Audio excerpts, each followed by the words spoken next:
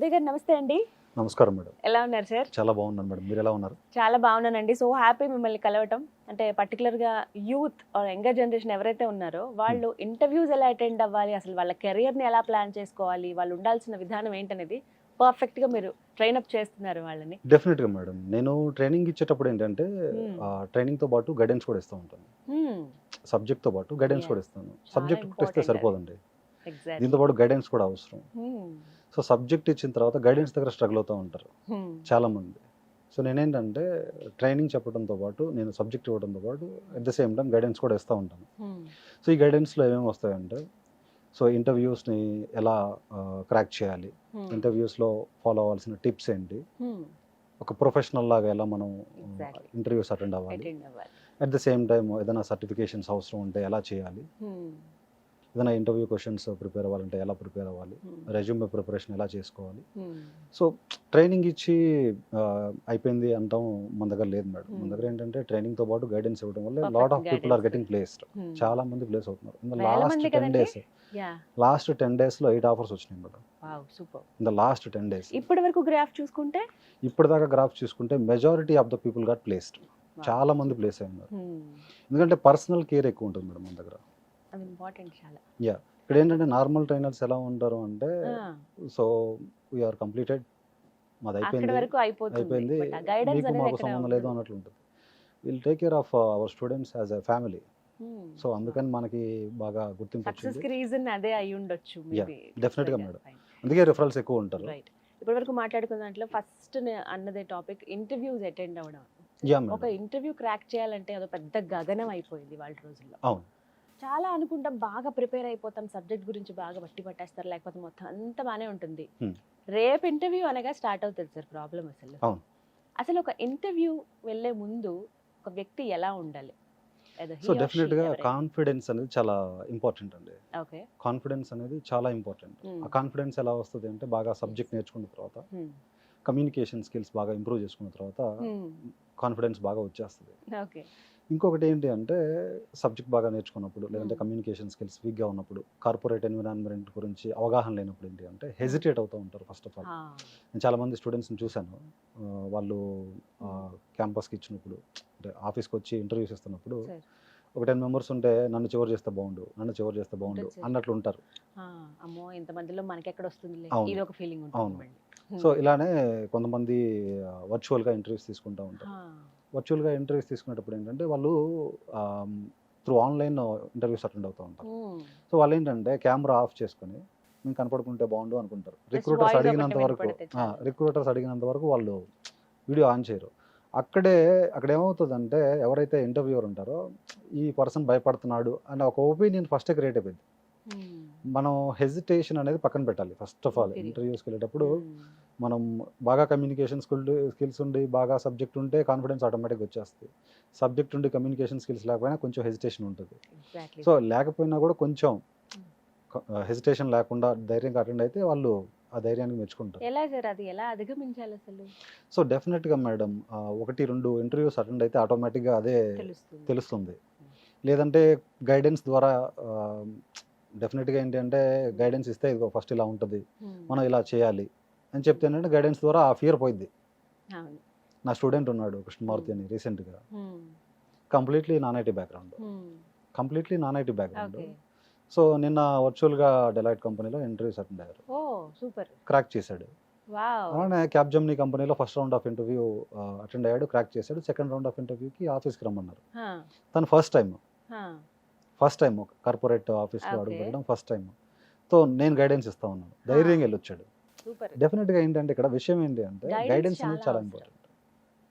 అలాంటిది at the same time second పాయింట్కి వస్తే, ఇక్కడ స్టూడెంట్స్ అనేవాళ్ళు కొంచెం ప్రొఫెషనల్గా వెళ్తే బాగుంటుంది ఆఫీస్. ఈ పాయింట్ నేను చాలా సార్లు విన్నాను సార్. అంటే ఇంటర్వ్యూయర్స్ ఎవరైతే ఇంటర్వ్యూ చేసే వాళ్ళు ఉంటారో వాళ్ళు కూడా ఎంత అన్ప్రొఫెషనల్ గా రావడం ఏంటి అని అక్కడ మాటలు పడుతూ ఉంటారు చాలా మంది. డెఫినెట్గా ఇదే పాయింట్ రేజ్ చేస్తూ ఉంటారు. ప్రొఫెషనల్ గా ఉండాలంటే వాట్ ఈస్ మీన్ ప్రొఫెషనల్ అంటే ఏంటి అసలు? నేను చెప్పాను కదా మేడం, నా స్టూడెంట్ కృష్ణమారుతి ఇంటర్వ్యూకి వెళ్ళేటప్పుడు చాలా ప్రొఫెషనల్గా రెడీ అయ్యాడు. కొంచెం షర్ట్ అరేంజ్ చేసుకోలేదు.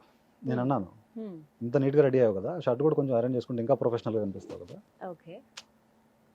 ఫస్ట్ ఆఫ్ ఆల్ మన ప్రొఫెషనల్ లుక్స్ అనేవి చాలా ఇంపార్టెంట్, లుక్కే ఇంపార్టెంట్. చాలా ఇంపార్టెంట్. ఇంటర్వ్యూవర్ ఒక ఇతను ప్రొఫెషనల్ కాదనేది ఫస్ట్ ఇంప్రెషన్ అనేది మనకి లుక్స్లోనే బయటపడుతుంది. లేదు విపరీతంగా బియర్డ్ పెంచేసుకొని ఎలా పడితే అలా బట్టలు వేసుకొని వెళ్ళి కార్పొరేట్ ఎన్విరాన్మెంట్లో కనబడితే వాళ్ళకి ఏంటంటే ఫస్ట్ ఇంప్రెషన్ నెగిటివ్ ఉంటుంది. ఇది ఒకటి సెకండ్ పాయింట్ మేడం. మనం ప్రొఫెషనల్గా కనిపించడం వెళ్తేనే కరెక్టా, ఇది కూడా అలా ఏమి ఉండదు మేడం. ప్రొఫెషనల్గా వెళ్ళడం అంటే మనం నీట్గా హెడ్ బాత్ చేసి, లేదంటే ఒక బియర్డ్ ఉంటే బియర్డ్ షేప్లో పెట్టుకొని, లేదంటే క్యాజువల్ డ్రెస్ అయినా వేసుకోవచ్చు. బట్ డెఫినెట్గా ఏంటంటే కప్స్ పెట్టుకొని టక్ చేసుకొని షూస్ వేసుకుని వెళ్తే కొంచెం ప్రొఫెషనల్గా ఉంటుంది. ఫార్మల్స్ వేసుకుంటే అది ప్రొఫెషనలిజం అని కాదు. అలానే కొంచెం లేడీస్ కూడా కొంచెం ప్రొఫెషనల్గా వెళ్తే ఏంటంటే అది సెకండ్ పాయింట్ యాడ్ అడ్వాంటేజ్ అవుతుంది. So when it comes to the third point, మనం ఫస్ట్ విష్ చేయాలి ఇంటర్వ్యూవర్కి మనం విష్ చేస్తే చాలా బాగుంటుంది. ఏంటి అంటే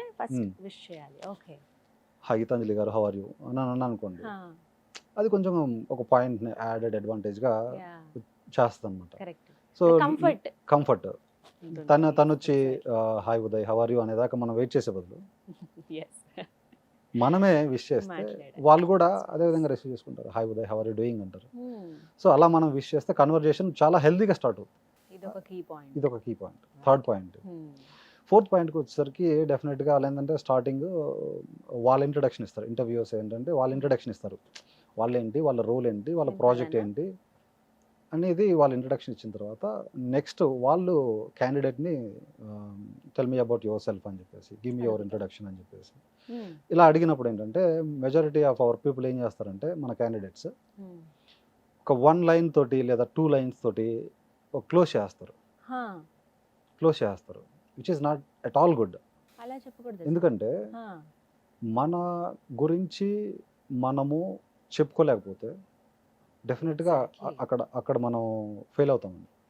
అట్లీస్ట్ ఒక 3 to 4 minutes మన గురించి ఒక స్ట్రాంగ్ ఇంట్రడక్షన్ ఇవ్వగలిగితే, ఒక స్ట్రాంగ్ ఇంట్రడక్షన్ అంటే సో మీరు వర్క్ ఎక్స్పీరియన్స్ ఏంటి, పాస్ట్ మీరు చేసిన అచీవ్మెంట్స్ ఏంటి, మీకు ఇంట్రెస్ట్ ఏంటి, మీ హాబీస్ ఏంటి, మీరు పాస్ట్లో అచీవ్ చేసిన చెప్తే అంటే 1-2 minutes వరకు మనం మాట్లాడాలా ఎలా అండి? అట్లీస్ట్ ఒక 3 to 4 minutes మాట్లాడితే ఏంటంటే 3 to 4 minutes కనుక మాట్లాడితే ఏమవుతుందంటే మనం కాన్ఫిడెంట్ పర్సన్, ఇతను ఏ వర్క్ ఇచ్చినా చేయగలడు అన్న కాన్ఫిడెన్స్ వాళ్ళకు వస్తుంది. ఇక్కడ ఎలా అంటే అండి మేడం, ఇంకొక పాయింట్లో మీకు చెప్పాలి అంటే ఇంటర్వ్యూవర్కి నేను ఏ వర్క్ ఇచ్చినా చేయగలను అన్న కాన్ఫిడెన్స్ మనం ఇస్తున్నాం వీటన్నిటి ద్వారా. ఇంటర్వ్యూవర్కి ఇవన్నీ చెప్పి ఎలాంటి వర్క్ ఇచ్చినా నేను కంప్లీట్ చేయగలను అన్న సమాధానాన్ని మనం వాళ్ళకి ఇస్తున్నాం వీటన్నిటి ద్వారా. వాళ్ళకి కావాల్సింది కూడా అదే అండి. ఎండ్ ఆఫ్ ది డే వాళ్ళకి ఒక వర్క్ మనకి ఇచ్చినప్పుడు మనం కంప్లీట్ చేయగలిగిన సత్తా ఉందా లేదా అనేది వాళ్ళు చెక్ చేస్తారు ఫస్ట్. అలానే కొంతమంది సమాధానం అడిగినప్పుడు, కొంతమంది ఇంటర్వ్యూస్ క్వశ్చన్స్ అడిగినప్పుడు ఏంటంటే 1 word ఆన్సర్స్ తోటి ముగిస్తూ ఉంటారు. ఇది 5th పాయింట్. 1 word ఆన్సర్స్తో ముగిస్తూ ఉంటారు. సో అది which is not at all good thing అండి. ఈ మధ్య కాలంలో నేను వన్ ఆఫ్ మై ఫ్రెండ్ వీళ్ళతో మాట్లాడినప్పుడు అండి, ఇలా కమ్యూనికేషన్ స్కిల్స్ అనేవి సరిగ్గా లేవు, నేను ఇంటర్వ్యూకి అటెండ్ అవ్వాలి, ఎలాగో నాకు భయం వేస్తోందని మాట్లాడారు. అంటే ఒక ఇంటర్వ్యూకి అటెండ్ అయ్యే పర్సన్కి కమ్యూనికేషన్ స్కిల్స్ అనేవి ఎంతవరకు అవసరం అని మీరు చెప్తారు? సో డెఫినెట్లీ అండి, కమ్యూనికేషన్ స్కిల్స్ అనేది ఎందుకు ఇంపార్టెంట్ అనేది చాలా మంచి ప్రశ్న. ఎందుకంటే చాలా మందికి ఈ పాయింట్లో మిస్గైడెన్స్ ఉంది. ఇది ఎందుకు ఉంది అంటే చాలామంది ట్రైనింగ్ ఇన్స్టిట్యూట్ ఓనర్స్ కావచ్చు, ట్రైనర్స్ కావచ్చు, కమ్యూనికేషన్ స్కిల్స్ అవసరం లేదు కోర్స్ నేర్చుకోవడానికి అనేది ఒక పాయింట్ చెప్పేస్తున్నారు. బట్ డెఫినెట్గా ఏంటంటే communication skills plays key role అండి. ఎందుకు కీ రోల్ ప్లే చేస్తాయి చెప్పమంటారా? మనకి ఒక ఆఫీస్లో వర్క్ అంతా కూడా మ్యాక్సిమం ఇంటర్నేషనల్ క్లయింట్స్ నుంచి వస్తుంది.